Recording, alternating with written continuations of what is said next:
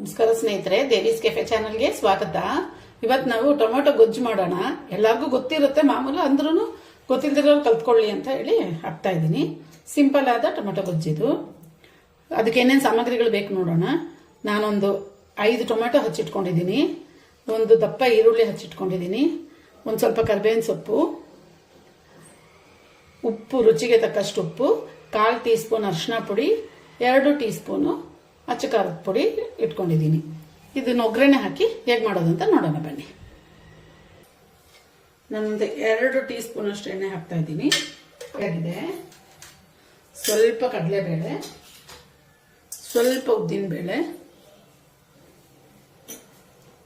ಸಾಸಿವೆ ಹಾಕೋಣ.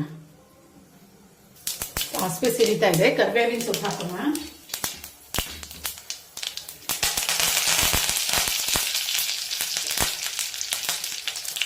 ಈಗ ಈರುಳ್ಳಿ ಹಾಕೋಣ.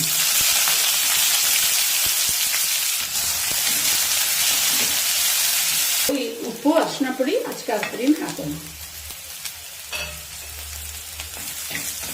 ಟೊಮೆಟೊ ಹಾಕೋಣ.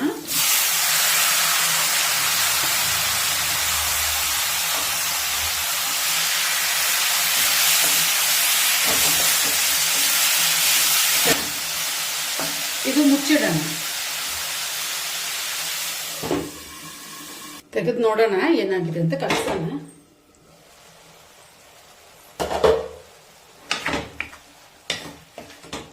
ಇದು ಇನ್ನೊಂದು ಸ್ವಲ್ಪ ಬೇಯಬೇಕು. ಇದಾಗಿದೆ, ಚೆನ್ನಾಗಿ ಬೆಂದಿದೆ. ಟೊಮೆಟೊ ಹಣ್ಣು ತುಂಬಾ ಹಣ್ಣಾಗಿತ್ತು ಟೊಮೆಟೊ, ಅದರಿಂದ ಚೆನ್ನಾಗಿ ಮ್ಯಾಶ್ ಆಗಿದೆ. ಒಂದೊಂದ್ಸತಿ ಕಲ್ ತರ ಇರುತ್ತೆ, ರೆಡ್ ಆಗಿರುತ್ತೆ, ಬಟ್ ಕಲ್ ತರ ಇರುತ್ತೆ. ಆಗಿರುವಾಗ ಏನ್ ಮಾಡ್ಬೇಕು, ಒಂದು ಅರ್ಧ ಗ್ಲಾಸ್ ನೀರ್ ಹಾಕ್ಬಿಟ್ಟು ಚೆನ್ನಾಗಿ ಬೇಯಿಸಿ ಆಮೇಲೆ ಗೊಜ್ಜು ಮಾಡಬೇಕು.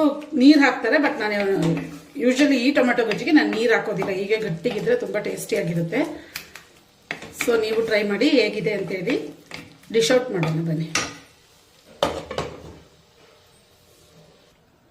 ನೋಡಿ ಸ್ನೇಹಿತರೆ, ಟೊಮೆಟೊ ಗೊಜ್ಜು ಡಿಶ್ ಔಟ್ ಮಾಡಿದ್ದೀರಿ. ನೀವು ಟ್ರೈ ಮಾಡಿ.